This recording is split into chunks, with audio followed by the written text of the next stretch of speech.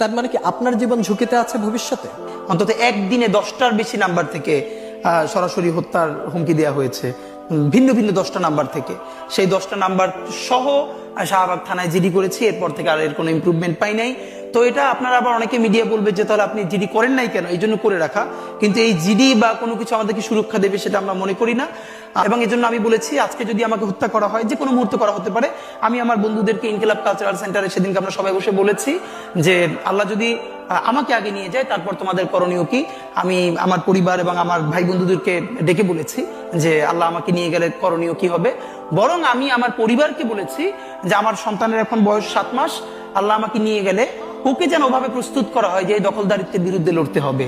আল্লাহ ওকে যদি বড় করে ওর সন্তানও দখলদারিত্বের বিরুদ্ধে লড়বে, এই স্পিরিট যেন ওকে দেওয়া হয়, এটা আমি আমার পরিবারকে বলেছি। সে আছে। আর একটা মজার ব্যাপার হলো যে আমি যখন ইনসাফের লড়াই করি তখন তো সেখানে পরাজয়ের কিছু নেই। আমি বেঁচে থাকলে আমি গাজী হিসেবে লড়বো, আমি মরে গেলে শহীদ হয়ে আল্লাহর কাছে চলে যাব। আর আমাদের এই লড়াই তো হার জিতের কিছু, আমরা জিতের উপরেই আছি। আমাদের জীবন বেঁচে থাকলেও জিত, আমাদের জীবন চলে গেলেও জিত। আপনার একটু হারানোর কিছু ছিল না, সুতরাং লড়াই চল।